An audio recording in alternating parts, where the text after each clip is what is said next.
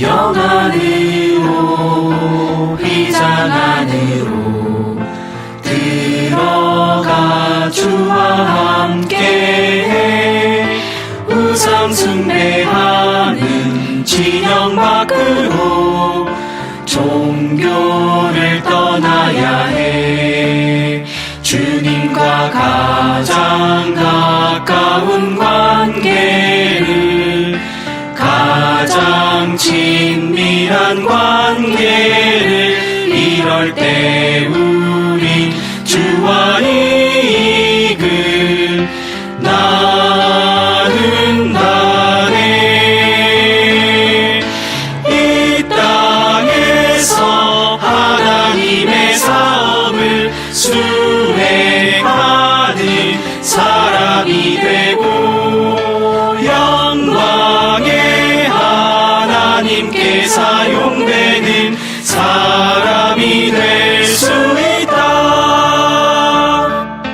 정금이신 삼위 하나님 완전히 그로 입혀져 그분 안으로 깊이 잠긴다면 하나가 될 수 있네. 우리의 문제는 주 부족한 것, 필요는 주도 없는 것. 우린 얼마나 주를 가졌나. 그 민주를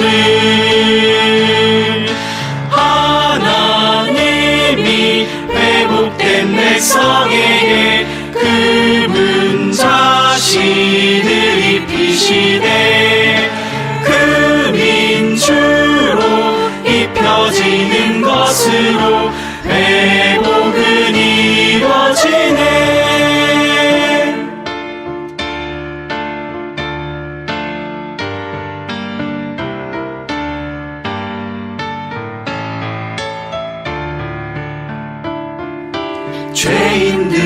죄인들을 죄에서 나와 주와 화목케 하는 마, 타고난 생명사는 믿는 이를 육체에서 나오게 하나님과 화목케 하는 휘장, 화목의 막과 휘장을 통해 우리는 주와 완전히 화목되네. 막과 휘장 통해 절대적으로 믿는 이를 주께 이끌려 주의 귀한 죽음의 두 방면이 주와 하나 되게 해. 성막과 구름과 영광, 삼위 하나님의 예표. 성막 세워지고 구름 덮여져 영광이 충만할 때 삼위 하나님이 재현된다네. 영원한 경륜의 목표, 그 위대한 날을 사모하라. 그 목표를 하나님의 단체적인 한 백성, 하나님의 거처가 되고 영원토록 하나님을 표현해 대표하는 목표를 하나님의 단체적인 한 백성, 하나님의 거처가 되고 영원토록 하나님을 표현해 대표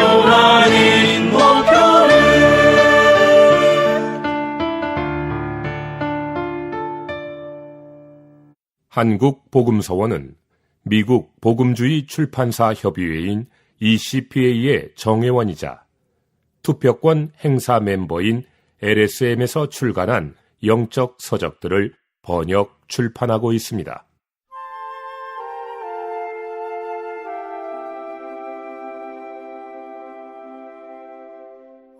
자녀를 목양하는 방향과 목표. 부모님께 효도하고 순종하게 함. 성경은 10계명이 하나님 자신에 의해 두 돌판에 쓰였다고 분명하게 말합니다. 첫 4계명은 하나님과 관련된 내용인 반면에 다음 6계명은 사람과 관련된 내용입니다. 출애굽기를 읽은 어떤 사람들은 하나님에 관한 처음의 4계명은 하나의 돌판에 새겨졌고 사람에 관한 계명인 다음 6계명은 다른 돌판에 새겨졌다고 생각할지 모릅니다. 그러나 10계명은 5계명씩 두 조로 나누어집니다. 이것은 부모를 공경함에 관한 5번째 계명이 하나님 자신과 관련된 첫 4계명에 포함되어야 한다는 의미입니다. 여러 해 동안 나는 그 원인을 알려고 노력했지만 실패했습니다. 결국 나는 그 원인이 사람인 우리의 근원과 관련된 것임을 보게 되었습니다. 누가복음 3장에서 사람의 세대는 모두 아담에게로 거슬러 올라가며 결국 하나님께 도달합니다. 이것은 우리가 부모를 공경할 때 우리의 근원, 즉 최종적으로는 하나님 자신을 공경하는 것임을 의미합니다. 사람인 우리의 근원은 하나님이십니다. 부모를 공경하는 것은 우리의 근원을 기억하는 것입니다. 나는 이런 이유로 5번째 계명이 하나님 자신에 관한 첫 4계명과 동일한 돌판에 새겨졌다고 믿습니다. 나는 부모를 공경함으로써 받은 축복을 증언할 수 있습니다. 에베소서 6장 2절과 3절에서 바울은 부모를 공경하라는 계명이 약속이 있는 첫 계명임을 지적했습니다. 출애굽기 20장 12절에 의하면 우리가 부모를 공경한다면 땅에서의 생명이 길 것입니다. 이것은 장수의 축복을 의미합니다.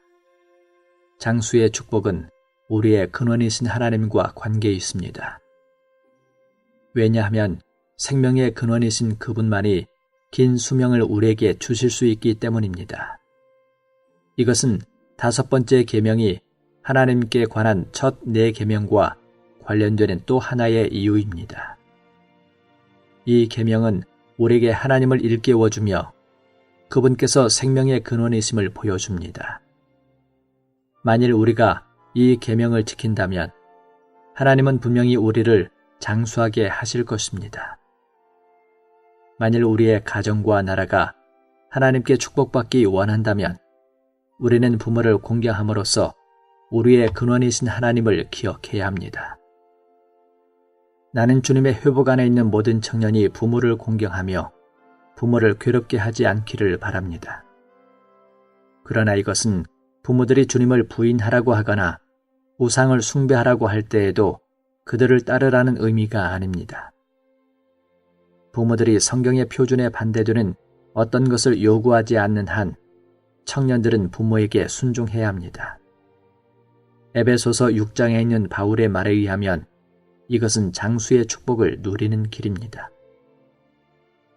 주님을 향하여 거짓이 없는 믿음을 갖게 함. 디모데후서 1장 5절은 나는 그대 안에 있는 거짓이 없는 믿음을 기억합니다.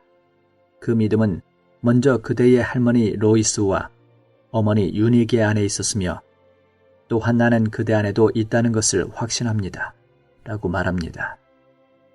여기서 바울은 디모데 안에 있는 거짓이 없는 믿음을 기억합니다. 이 믿음은 먼저 디모데의 외할머니 안에 있었으며 또한 그의 어머니 안에도 있었습니다. 이제 이 믿음은 디모데 안에 있습니다. 우리가 오늘 주님을 찬양하는 것은 이 믿음이 또한 우리 안에 있다는 것입니다. 우리가 영원한 생명을 가졌기 때문에 우리는 거짓이 없는 믿음을 가지고 있습니다. 믿음은 우리가 하나님의 말씀을 통하여 또한 하나님의 영 안에서 하나님의 주입을 받는 삼일 하나님과의 유기적인 연합을 말합니다. 우리가 우리의 영을 사용하여 말씀을 접촉할수록 우리는 더욱더 주님을 접촉하고 그분으로 주입되게 됩니다. 결과적으로 우리의 믿음은 강화될 것입니다. 이 믿음은 실질적으로 우리가 받은 영원한 생명의 반영입니다. 어려서부터 성경을 알게 함. 디모데 후서 3장 14절은 그러나 그대는 배운 것과 확신하고 있는 것 안에 머무십시오. 왜냐하면 그대는 누구에게서 배운 것을 알고 있으며 라고 말합니다. 디모데가 사도에게서 배운 것과 확신하고 있는 것은 거룩한 계시를 완전하게 한 신약의 내용의 핵심 부분이었습니다. 그러므로 그는 신약의 중대한 부분에 대한 실질적인 이해를 갖고 있었습니다. 이것들은 디모데가 바울로부터 배운 것이며 바울에 의하여 그가 확신한 것입니다. 3장 15절에서 바울은 계속하여 또 어려서부터 성경을 알았기 때문입니다.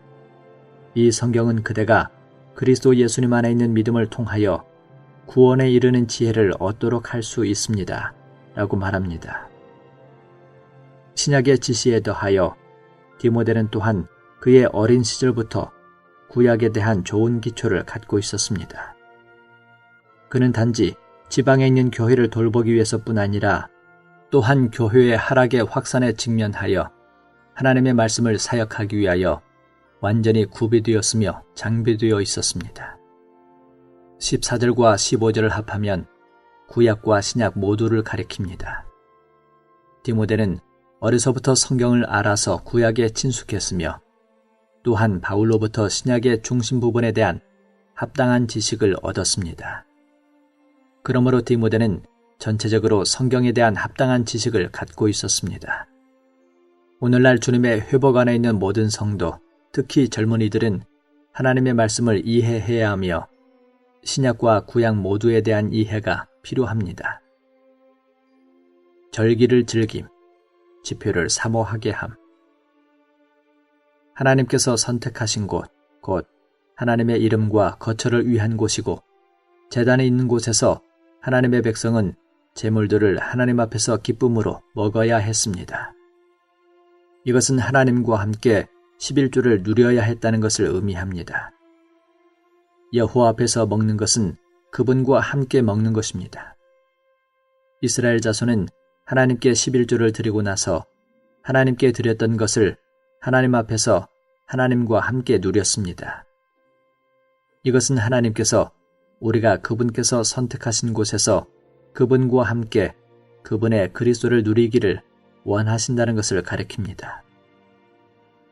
우리는 주님의 이름 안으로 곧 영 안에서 십자가를 통하여 모일 때마다 그리스도를 통하여 하나님과 만납니다. 우리는 모여서 하나님과 함께 그리스도를 누립니다. 신명기 16장 1절부터 17절까지에 따르면 이스라엘 자손은 해마다 3가지 중요한 절기들, 즉 무교절과 칠칠절과 초막절을 지킴으로써 하나님을 경배해야 했습니다. 이 절기들은 각각 그리스도의 구속과 교회의 산출과 장차올 왕국을 의미합니다. 신명기 12장 7절은 이렇게 말합니다. 거기 곧 너희의 하나님 여호와 앞에서 먹고 너희의 하나님 여호와께서 너희의 손으로 수고한 일에 복 주심으로 말미암아 너희와 너희의 가족이 즐거워할지니라. 이 말씀은 이스라엘 자손들이 주님 앞에서 먹었을 뿐 아니라 그분 앞에서 즐거워했음을 가리킵니다. 먹는 것과 즐거워하는 것은 함께합니다. 하나님 앞에서 그 좋은 땅의 소산을 누릴 때 이스라엘 자손들은 즐거워했습니다. 가나안 땅의 풍성을 떠나서는 그들에게 먹을 것이 없었으며 즐거워할 이유도 없었습니다. 먹는 것과 즐거워하는 것은 모두 풍성에 달려 있습니다. 종종 정찬이나 잔치에 초대받을 때 우리는 상위에 차려진 음식을 보고 즐거워합니다. 이와 같이 그리스도의 풍성은 하나님께서 선택하신 장소에서 모일 때 우리가 즐거워할 수 있는 근거이고 원인입니다. 교회 안에서 우리의 집회 생활은 가장 고상하고 가장 균형 잡힌 오락입니다. 우리에게는 주일 집회가 있을 뿐 아니라 주중에도 집회가 있어서 사람들이 함께 모여 주님을 경배하고 기뻐합니다. 이것은 우리 인생을 가장 건강하게 하고 균형 잡히게 합니다. 그러므로 그리스도인의 생활은 가장 균형 잡히고 가장 잘 조절된 생활입니다. 나는 젊은이들에게 아직 젊었을 때 진보하기를 추구하고 특별히 주님에 대해 인식하는 것을 추구하라고 당부하고 싶습니다. 주님을 인식하는 것은 우주의 비밀을 인식하도록 도울 것이고 우주의 역사를 이해하게 하며 더 나아가 여러분이 어떠한 인생을 살아야 할지를 알게 해줄 것입니다. 그러므로 바라건대 집회에 오는 것을 헛되이 시간을 낭비하는 것이라고 여기지 마십시오. 우리의 인생은 균형 잡혀야 하고 조절되어야 합니다. 우리로 합당한 인생을 누릴 수 있게 하는 것은 바로 균형을 잡아주는 교회 생활입니다. 교회 생활은 우리의 인생을 참으로 합당하고 균형 잡히게 해줄 것입니다.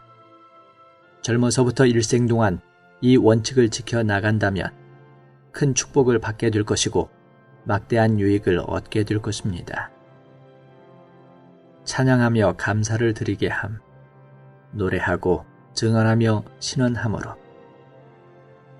하나님은 어떤 일이든 완전하게 하십니다. 그분은 어린아이와 젖먹이, 즉 가장 어리고 가장 작고 가장 약한 이들의 입으로 말미암아 권능을 세우셨습니다. 어린아이들은 젖먹이보다 강하고 젖먹이는 어린아이보다 다소 어립니다. 그러나 그들은 모두 가장 작고 약한 부류에 속합니다. 주 예수님은 사람들에게 내가 진실로 여러분에게 말합니다.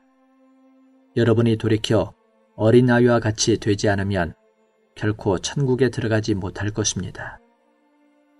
그러므로 이 어린아이와 같이 자신을 낮추는 그가 천국에서 가장 큰 사람입니다. 라고 말씀하셨습니다. 주님은 우리가 천국에 참여하기 위해서는 반드시 어린아이와 같아야 한다는 것을 강조하셨습니다. 천국에 있는 사람들은 모두 어린아이들입니다. 60세가 넘은 형제일지라도 하나님의 왕국 안에서는 어린아이입니다. 하나님의 자녀들인 우리 모두는 어린아이들이고 젖먹이들이지만 그럼에도 불구하고 하나님께서는 우리로 하여금 그분을 찬미하게 하십니다. 골로새서 3장 16절은 그리스도의 말씀이 여러분 안에 풍성히 거하도록 하되 시와 찬송과 영적인 노래들로 서로 가르치고 권면하고 여러분의 마음에서 은혜로 하나님께 찬송함으로써 거하도록 하십시오. 라고 말합니다. 여기서 바울은 말씀을 읽고 분석하고 묵상하는 것에 대하여 말하지 않습니다. 그 대신 그는 우리에게 말씀을 노래하라고 권면합니다. 우리는 그리스도의 말씀을 단지 읽음에 의해서뿐 아니라 또한 노래하고 찬미하고 찬양함으로 받아들여야 합니다. 우리가 노래를 잘하건 못하건 주님은 우리가 말씀으로 노래하는 것을 듣기를 기뻐하십니다. 그분은 우리가 우리의 영과 마음으로 노래할 때 기뻐하십니다. 만일 우리가 어떤 구절을 노래하는데 사용할 곡조를 모른다면 자작할 수도 있습니다. 중요한 것은 하나님의 말씀을 노래하기를 배우는 것입니다. 교회 생활 안에서 우리는 주님의 증거를 위하여 모든 연령의 성도가 필요합니다. 모든 연령의 성도가 기능을 발휘하는 조화가 있을 때 이것은 음악입니다. 우리는 각 지방에 있는 교회들로 말미암아 그리스도의 몸을 건축하기 위해 교회 집회들 안에서 신원할 필요가 있습니다.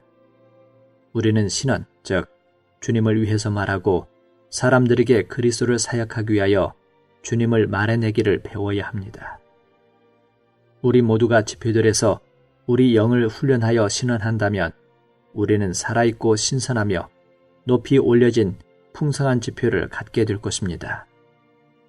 그럴 때 그리스도의 우주적인 몸은 각 지방에 있는 교회들을 통하여 건축될 것입니다. 구원받고 침례받게 함. 마태복음 24장과 누가복음 17장에서 주 예수님은 우리가 사는 시대를 노아 시대와 같이 여기셨습니다. 노아 시대의 배경은 정확히 우리와 똑같습니다. 그것은 우리의 배경에 대한 예시였습니다. 오늘날 세상의 상황을 보십시오. 의심할 바 없이 세상은 하나님의 유죄 판결 아래 있습니다. 또한 악한 능력과 사악한 영향력 아래 있습니다. 어떤 젊은이나 어른도 현대 사회의 악한 능력, 영향력을 이길 수 없습니다. 그리스도인 부부는 아이들이 태어나기도 전에 그들의 자녀들을 위해 기도합니다. 그들은 자녀들이 하나님을 알고 이 어둠의 세상의 영향력을 벗어나도록 두려움과 떨림 가운데 자녀들을 주님께 바칩니다. 그러나 6살이 되면 자녀들은 학교에 입학해야 합니다. 일단 학교에 들어가면 그들은 이 시대의 어둠의 악한 영향력 아래에 놓이게 됩니다. 자녀들 중 거의 모두가 최소한 어느 정도는 영향을 받습니다. 어느 누구도 예외가 없습니다. 우리는 이 땅 위에 그러한 악한 능력, 사악한 영향력이 있음을 볼 수 있습니다. 모든 사람이 하나님의 심판 아래에 있고 악한 자의 능력과 어둠 아래에 있습니다. 그러므로 하나님의 완전한 구원은 그분의 유죄 판결로부터 우리를 구원할 뿐 아니라 이 어두운 시대의 악한 능력과 영향력으로부터 우리를 구원하는 것입니다. 오순절날 베드로는 이 어그러진 세대에서 구원을 받으십시오 라고 권면했습니다. 물을 통해 구원받는 것은 침례의 문제입니다. 베드로전서 3장 20절과 21절은 노아가 통과했던 물이 침례의 그림임을 계시합니다. 그것은 성경에서 침례에 대해 첫 번째로 언급한 것으로 여겨질 수 있습니다. 그러므로 그것은 침례의 씨입니다. 이 침례의 씨는 먼저 홍해를 통과한 이스라엘 자손들의 경우에서 발전했습니다. 고린도전서 10장 1절과 2절은 홍해를 통과한 것이 침례라고 우리에게 말합니다. 홍해의 물을 통과한 것은 물로 인한 침례의 명확한 예표입니다. 후에 신약시대가 왔을 때 이 시대를 연 첫 번째 일이 물 침례였습니다. 하나님은 이것을 수행하기 위해 침례자 요한을 보내셨습니다. 그는 사람들에게 물로 침례를 줄 목적으로 왔습니다. 우리는 그리스도의 죽음 안으로 침례받았습니다. 우리는 침례 안에서 그리스도와 함께 장사되었습니다. 우리는 세상의 초보적인 교훈에 대해 죽었고 장사되었습니다. 우리는 홍수의 바다와 홍해를 통과했습니다. 노아의 세대를 심판했던 홍수의 바다는 노아를 구원하였고 이집트 사람들을 심판했던 홍해는 이스라엘 백성을 구원하였습니다. 이것이 오늘날 우리가 필요로 하는 구원입니다. 하나님의 뜻을 위하여 자신을 드리게 함. 로마서 12장 1절과 2절은 하나님의 뜻을 아는 가장 분명한 길을 보여주고 있습니다. 그러므로 형제님들, 내가 하나님의 자비로 말미암아 여러분에게 권유합니다. 여러분의 몸을 하나님께서 기뻐하시도록 거룩하고 살아있는 희생제물로 드리십시오. 하나님의 선한 뜻, 하나님께서 기뻐하시는 뜻, 하나님의 온전한 뜻이 무엇인지 분별하도록 하십시오. 여기에는 우리의 몸을 드리는 것과 하나님의 뜻을 아는 것이 한 구절에 연결되어 있는데 이는 우리 자신을 제물로 드리는 일이 하나님의 뜻을 알기 위한 선결 조건이기 때문입니다. 사람이 자신을 제물로 드릴 때 그 사람은 하나님의 뜻을 알기 위한 자격을 얻게 되고 근거를 갖게 됩니다. 만일 사람이 하나님의 뜻을 알기 원한다면 먼저 자신과 자신의 모든 것을 제단 위에 놓고 하나님께 제물로 드려야 합니다. 이럴 때 그 사람은 자신을 위하지 않고 하나님을 위하게 되며 자신의 사업을 내려놓고 하나님의 경륜 안에 들어가게 됩니다. 이렇게 해서 그 사람은 하나님의 뜻을 이해할 수 있게 됩니다. 제단은 사람이 하나님의 뜻을 이해할 수 있는 유일한 장소이며 유일한 기반입니다. 로마서 12장에서 말하는 헌신은 우리의 몸을 하나님께 드리는 헌신의 일종입니다. 이것이 헌신의 실질적인 방면입니다. 우리는 몸 안에 살고 있기 때문에 전체가 실질적으로 하나님께 바쳐지기 위해서는 몸을 드려야 합니다. 많은 사람들이 자신을 헌신할 마음은 가지고 있지만 자신의 육신의 몸을 드리지 않기 때문에 그들의 헌신은 쓸모가 없습니다. 참된 헌신은 우리의 몸을 드리는 것으로서 그것은 단순히 갈망이나 말뿐인 복종이 아니라 자신을 전적으로 또한 실질적으로 하나님께 드리는 것입니다. 우리의 몸을 드리는 목적은 살아있는 희생제물이 되게 하려는 것입니다. 우리가 자신을 하나님께 살아있는 희생제물로 드리게 될 때만 우리는 자신의 일체의 활동을 멈추고 하나님의 명령을 기다리게 됩니다. 살아있는 희생제물의 긍정적인 의미는 하나님을 위해 사는 것이고 하나님께 쓰임을 받는 것입니다. 구약에서 일단 희생이 된 동물은 제물이 되어 죽고 완전히 태워집니다. 그러므로 그것은 죽은 제물이라고 할 수 있습니다. 그러나 우리의 경우에는 우리가 자신을 헌신한 후에도 여전히 살아있으므로 살아있는 희생제물이 되는 것입니다. 그 차이점은 이전에는 우리가 자신을 위해 살았으나 지금은 하나님을 위해 산다는 것입니다. 이전에는 우리가 자신의 유익을 구했지만 이제는 하나님의 기쁨을 구한다는 것입니다.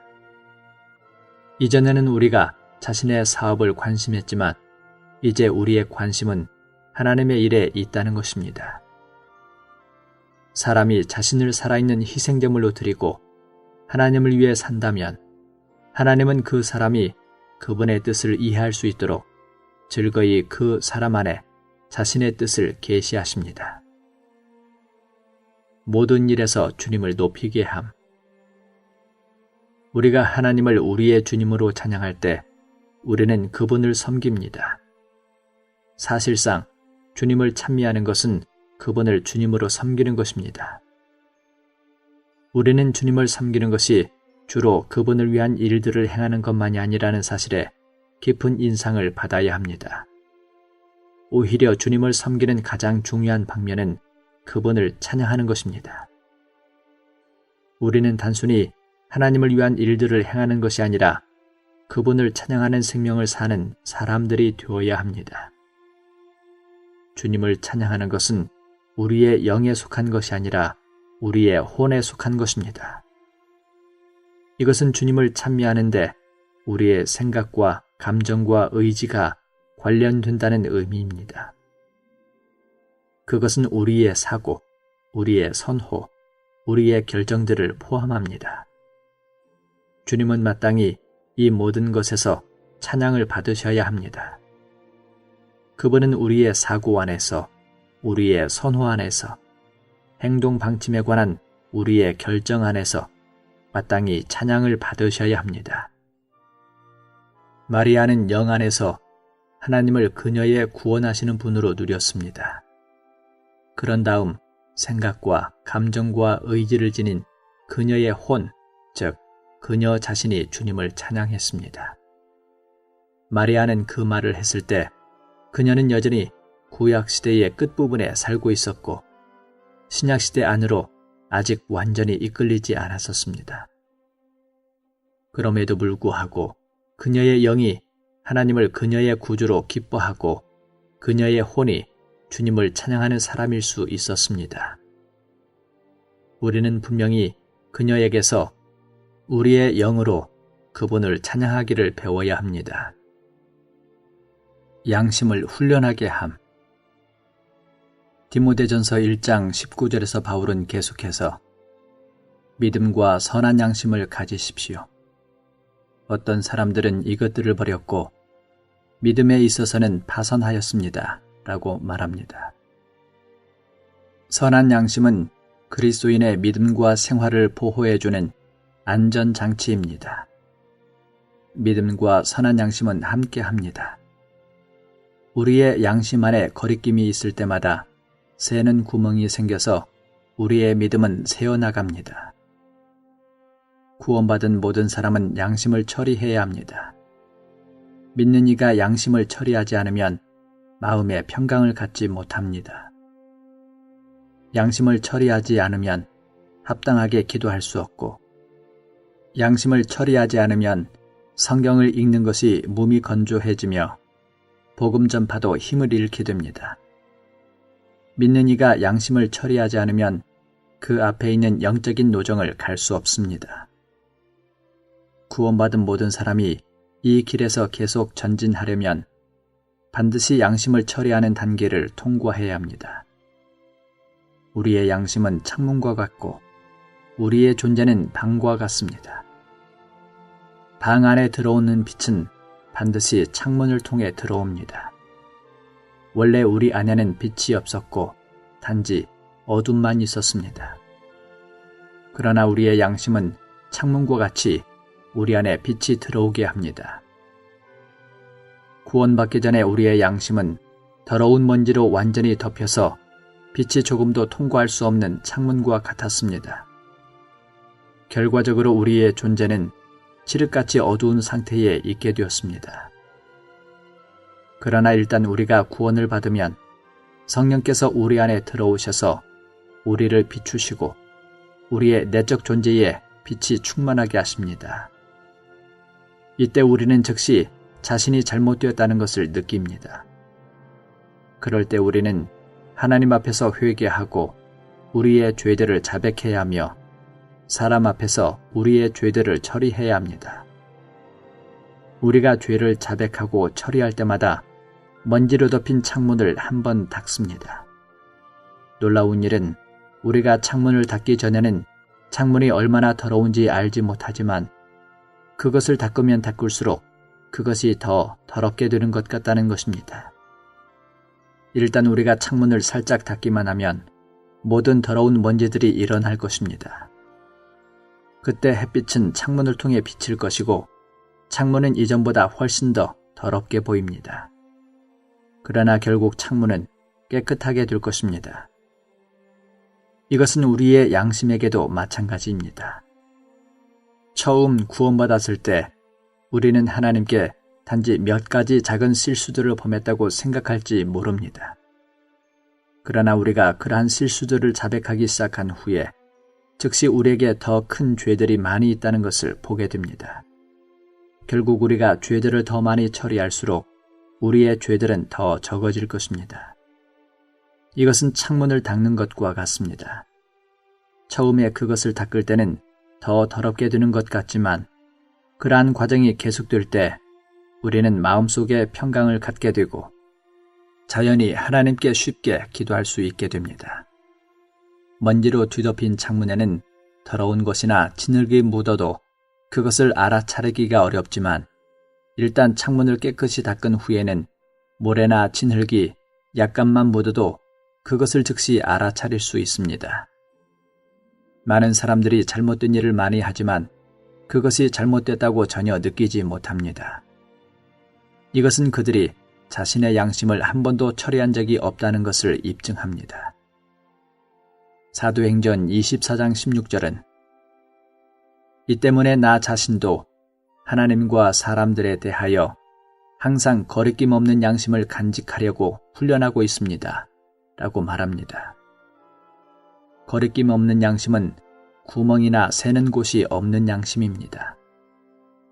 우리가 하나님 앞에서 우리의 죄들을 자백하고 사람 앞에서 우리의 죄들을 처리하면 우리의 속 존재에는 죄들이 없어질 것이고 우리의 양심은 순수하게 될 것입니다. 우리는 순수한 양심으로만 하나님을 섬길 수 있습니다. 우리의 봉사가 하나님을 만지는 것이 되기 위해서는 반드시 순수한 양심으로 봉사해야 합니다. 우리의 양심이 순수하지 않으면 우리의 기도는 응답받지 못하고 결코 하나님을 만지지 못할 것입니다. 어떤 사람의 양심은 파선한 배와 같습니다. 어떤 사람들이 그들의 양심을 버렸을지라도 구원받은 우리는 심지어 매우 작은 실수들도 간과해서는 안 됩니다. 우리는 그것을 철저하게 처리해야 합니다. 눈먼 열심은 어떤 것에도 이롭지 않기 때문에 우리는 사람들에게 열심을 내라고 격려할 필요가 없습니다. 우리가 생명 안에서 우리 앞에 놓인 길을 가고자 한다면 우리는 하나님을 따라야 하고 그분의 원칙을 지켜야 합니다.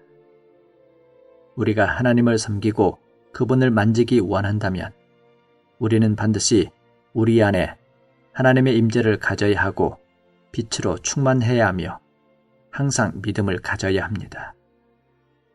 이런 식으로 빛과 계시와 생명과 능력이 우리의 지속적인 체험이 될 것입니다. 우리가 양심을 철저히 처리한다면 이 길을 곧고도 합당하게 갈 수 있을 것입니다. 열심히 공부함으로 본분을 다하게 함. 사도행전 7장 22절은 모세는 이집트 사람들의 모든 지혜를 배워 말과 입에서 능력이 있었습니다. 라고 말합니다. 하나님의 주권 아래서 모세는 바로의 딸의 아들로 왕궁에 머무는 동안 이집트 사람들의 지혜를 다 배웠습니다. 이집트 사람들의 교육을 통해 그는 높은 교양을 쌓게 되었고 가장 높은 세상의 학문을 얻었습니다. 그래서 그는 말과 행사에서 유능하게 되었습니다. 세상의 장래가 매우 가치 있는 것이지만 영적인 장래는 더욱 귀한 가치가 있습니다. 우리는 이 둘을 놓고 잘 계산해 보아야 합니다. 그러나 이것은 여러분에게 주님만 추구하고 공부는 하지 말라는 뜻이 아니라 이것은 여러분이 주님께서 인도하시는 한계 안에서 열심히 공부하고 본분을 다해야 한다는 것입니다. 청년들에게 필요한 것으로 첫 번째는 하나님이고 두 번째는 교육입니다. 이 점에 대해서 여러분은 뜻밖이라고 생각할지도 모르겠습니다. 만일 여러분이 교육을 받기 위해 20년의 시간을 투자하지 않는다면 아마 여러분은 가련하고 변변치 못한 사람이 될 것이며 여러분에게 하나님이 필요하다는 사실을 결코 알지 못할 것입니다. 여러분은 교육을 받을 필요가 있습니다. 지금 여러분이 중학생이라면 반드시 모든 과목에서 평균 90점을 받겠다는 목표를 세워야 합니다. 필요하다면 90점 이상을 받도록 격려하고 싶습니다. 이렇게 말하는 것이 여러분을 곤란하게 합니까? 솔직히 말해서 만일 여러분이 나의 말을 받아들이지 않는다면 24살이 지난 후에 여러분은 후회하게 될 것입니다. 하지만 그때는 이미 늦었습니다. 교육을 받기에 가장 좋은 시기는 4살부터 24살까지입니다.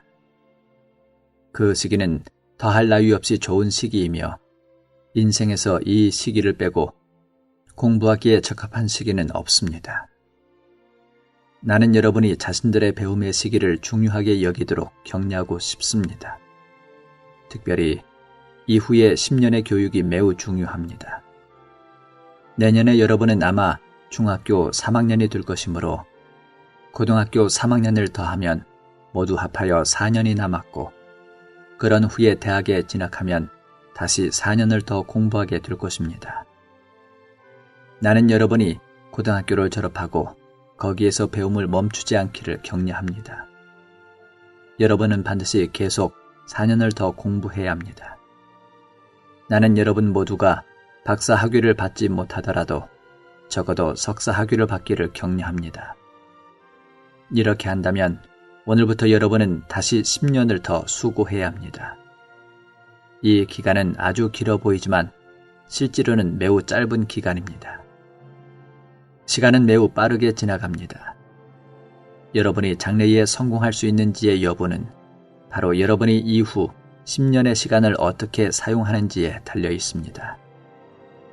나는 여러분이 고등학교를 졸업한 후 더 높은 교육을 받지 않고 공부를 멈추는 것을 원하지 않습니다. 그것은 완전히 잘못된 것입니다.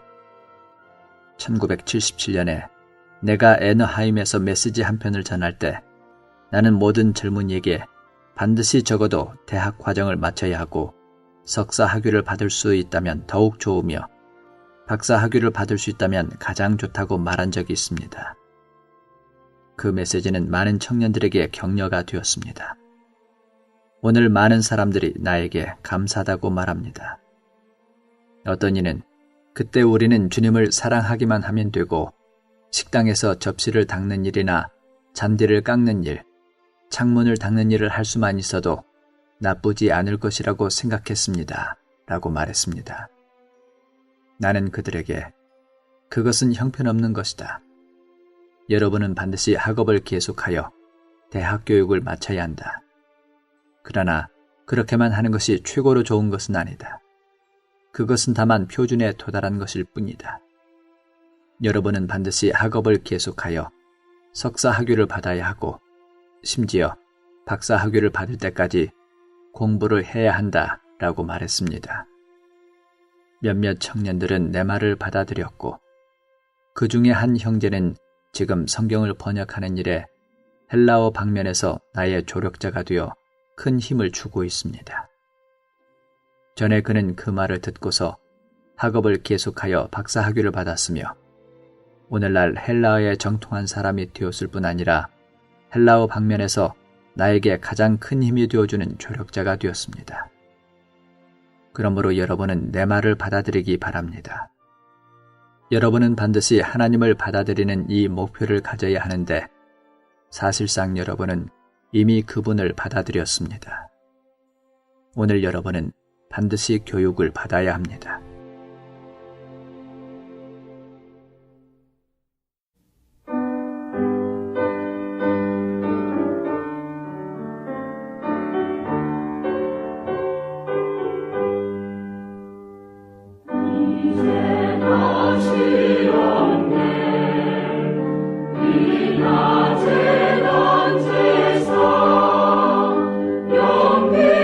영광을 밤이 새겁네